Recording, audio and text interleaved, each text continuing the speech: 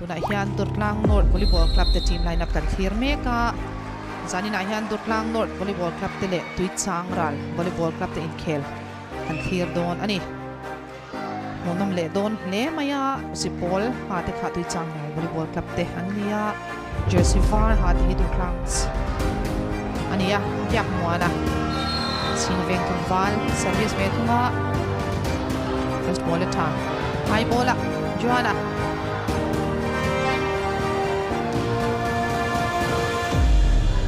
Johana bukan pelea high bola Johana Khawbel tlangval awan bona te reng em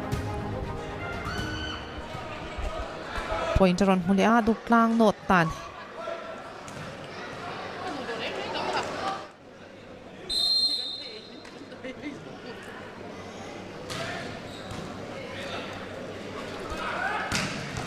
high ball tengin Johan van nei sanga pointer on mulea chiang kong thin kho mai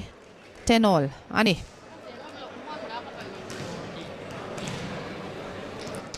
service le don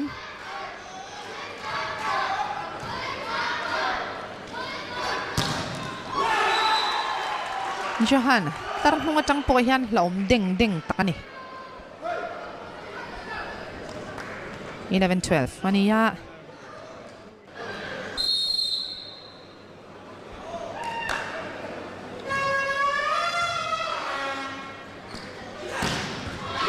Johana tar hnunga tang po hian den rem takani vona sia zong sang bok sia 15-14 ani service Maldon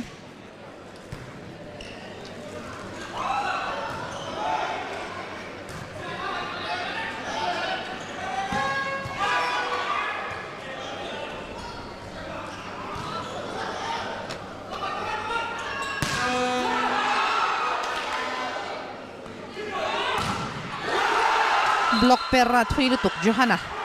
Johan van nei sanga high ball tangin pointer on mulea Tuichangral volleyball club tan 2017 in an lead meka first set ania Tuichangral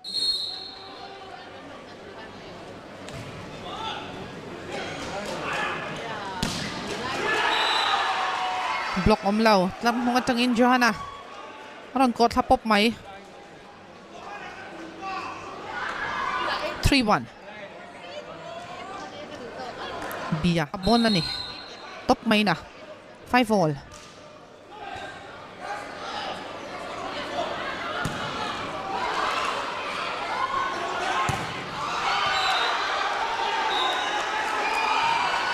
net fall tan law nile ta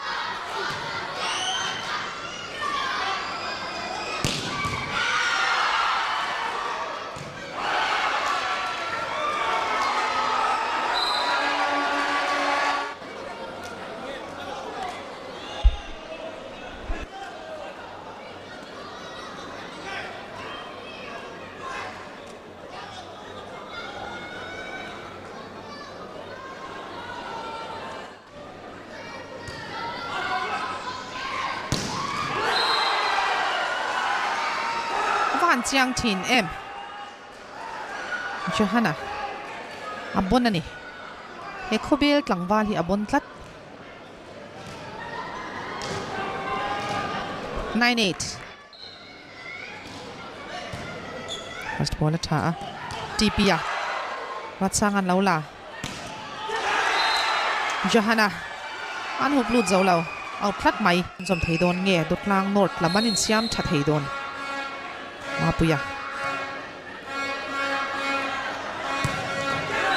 Analutuk team Johana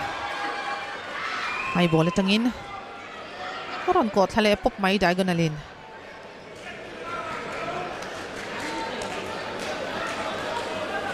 service le don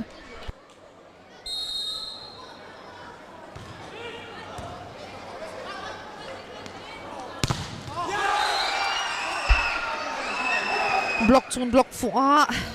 maro chu out plat mai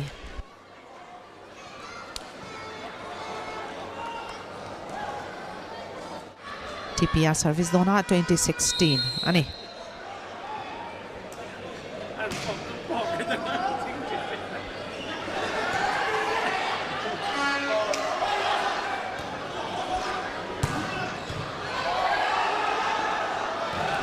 Sonu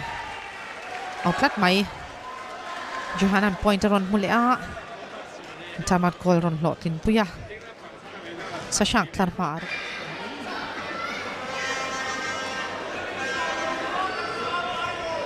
Tuichangral min point an Khawbel chaulea 22-19 Sonu TVC tan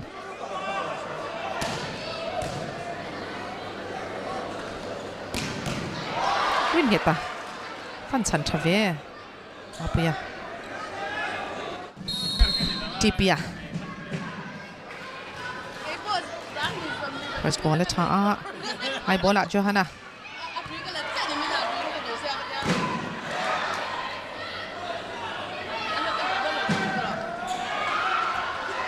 sa shank kuna van har sat mel em o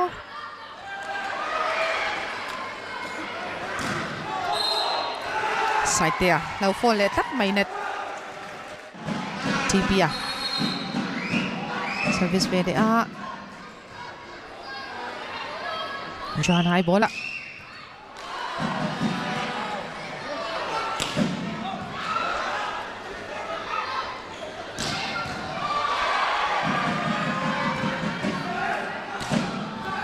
Habahan mo tipia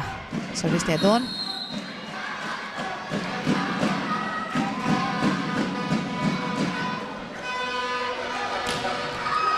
Habahan mo CM kha chu Johana high ball tangin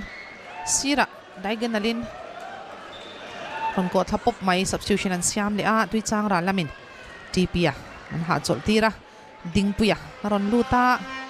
ball chiang lu tuk tak maya moi le tuk tak me ron vot kha sai te kha bon boka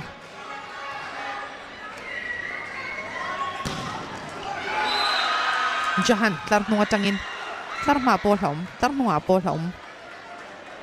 sai to kha Khawbel tlangval ani volleyball chuan hlom vet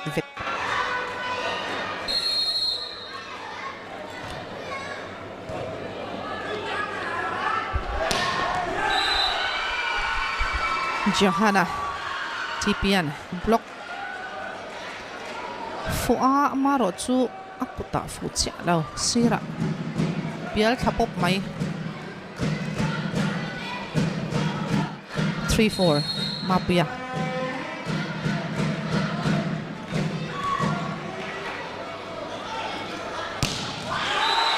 có chiang chín em Johan van nảy sang ani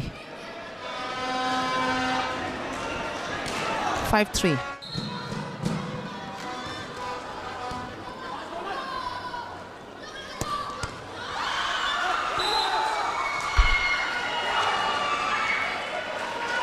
ridop mai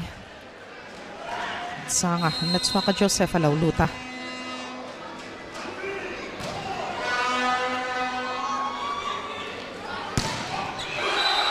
Johana hindang Taylor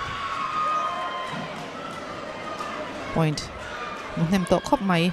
dutlang not tan 7-9 hania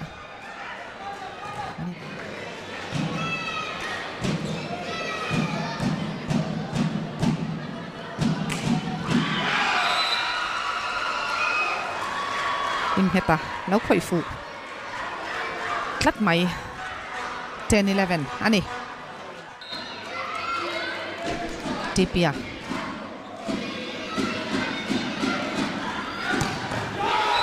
siang lu tuk tin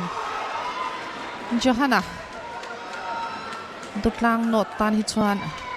harang ka chak thlang ani ringot mai ni zani na tan chuan 14-15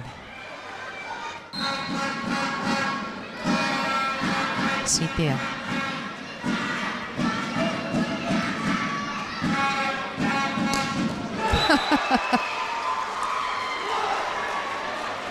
Johana aku thian thil la ti thei khop ani zanin chu thangmina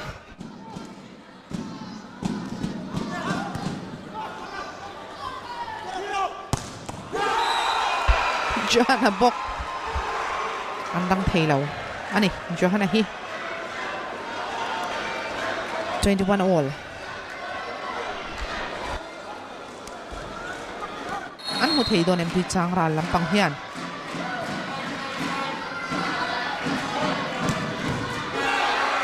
Johana andang theilau le ta